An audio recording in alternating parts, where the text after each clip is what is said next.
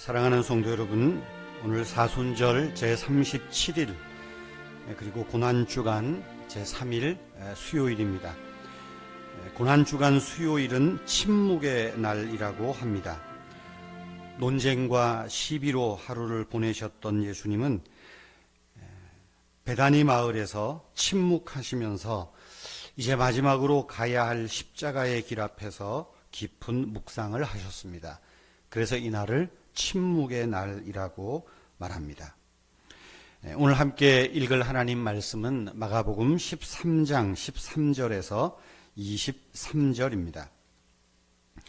또 너희가 내 이름으로 말미암아 모든 사람에게 미움을 받을 것이나 끝까지 견디는 자는 구원을 받으리라.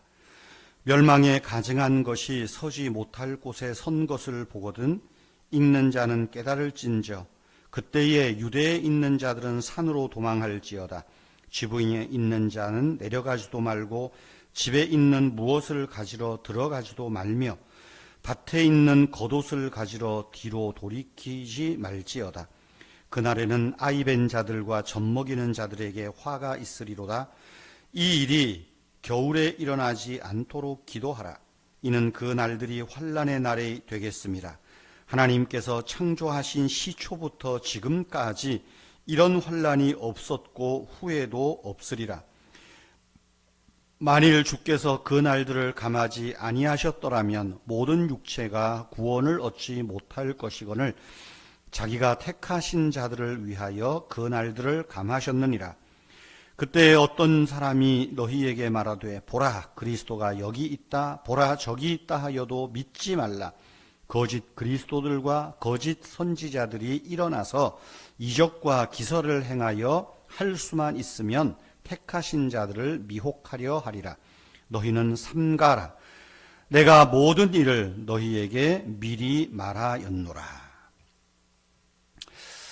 말씀드린 대로 이 침묵의 날, 십자가를 앞둔 이 중요한 시기에 예수님은 침묵으로 하나님과 더 깊은 교제를 하시면서 영적으로 무장하셨습니다.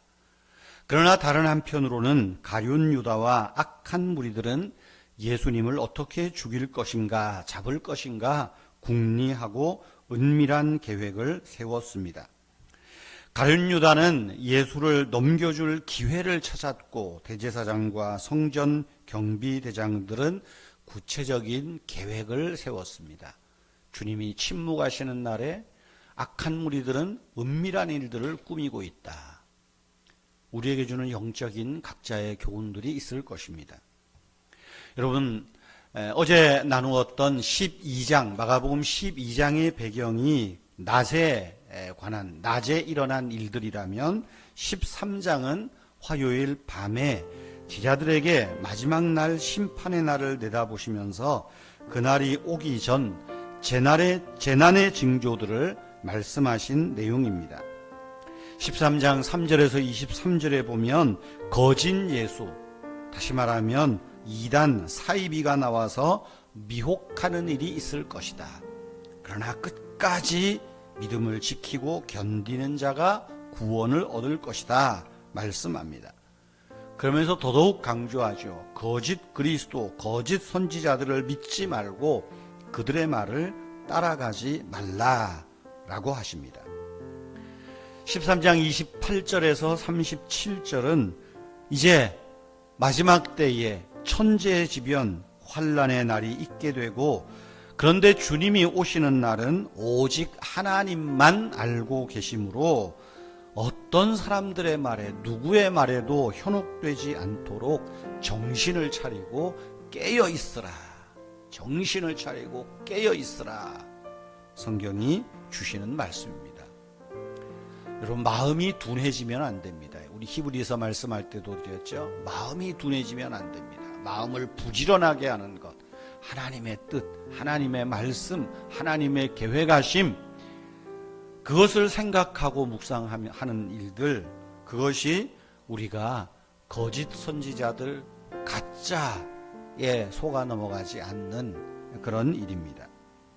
그리고 이제 14장 1절에서 11절까지는 그날 밤에 가룟 유다와 이제 대제사장들이 예수를 잡을 흉계를 꾸미는 내용들입니다. 성도 여러분, 우리가 아까도 말씀을 드렸지만 예수님께서는 십자가의 길을 보시고 깊은 묵상을 하시지만 악한 무리들은 여전히 악한 일들을 계획하고 있다. 여러분, 우리의 사회 또 우리의 주변에 악한 일들을 계획하고 있는 자들, 그들을 하나님께서 벌해주시고 그 악한 일들을 막아주시도록, 또 혹시라도 그 악한 일들이 정말 하나님의 뜻을 나타내는 일이시라면 잠시만 허용하시도록, 잠깐만 있게 해달라고, 그런 기도와 간구가 우리에게 필요한 때입니다. 오늘 마무리 기도는 제가 짧은 묵상의 글을 여러분들에게 소개하는 것으로 대신하고 여러분 자유롭게 기도하시기를 바랍니다. 유다의 배신은 사랑과 구원에 관한 이야기와 긴밀하게 얽혀 있습니다. 때문에 고난 이야기에 새겨져 있는 짙은 배신의 흔적을 우리가 외면하거나 지워버려서는 안 됩니다. 배신은 인간이 저지르는 죄 중에서도 가장 깊은, 마음 깊은 곳에 자리하고 있는 죄입니다. 배신하고 배신당하는 일은 끔찍한 경험입니다. 그러나 우리가 저지르는 배신과 우리가 당하는 배신은 기독교가 전하는 사랑에 담긴 가장 깊은 의미로 우리가 회복과 용서의 자리로 넘겨지는 통로가 될 수도 있는 놀라운 가능성이 있다는 것도 기억해야 합니다. 왜냐하면 주님께서는 우리의 배신에도 불구하고 그분의 사랑으로 우리를 새롭게 빚으시고 그 사랑을 흘러 넘치게 할 수 있기 때문입니다. 여러분, 그렇게 보면 유다의 진정한 비극은 무엇입니까? 베드로와 달리 그 가능성, 용서의 가능성, 회복의 가능성을 믿지 못했을 뿐 아니라 절망했다는 것입니다. 여러분, 베드로도 따지고 보면 배신한 거 아닙니까? 그러나 그는 주님의 그 용서, 회복, 거기로 넘겨지는 특별한 은혜를 누리게 된 것이지요. 가룟 유다는 절망했다는 겁니다. 그리고 스스로 목을 매달지 않습니까? 내가 못할 일을 했구나. 여러분, 가룟 유다는 주님께서 베푸시는 흘러넘치는 용서를 받아들이지 못했다는 것입니다.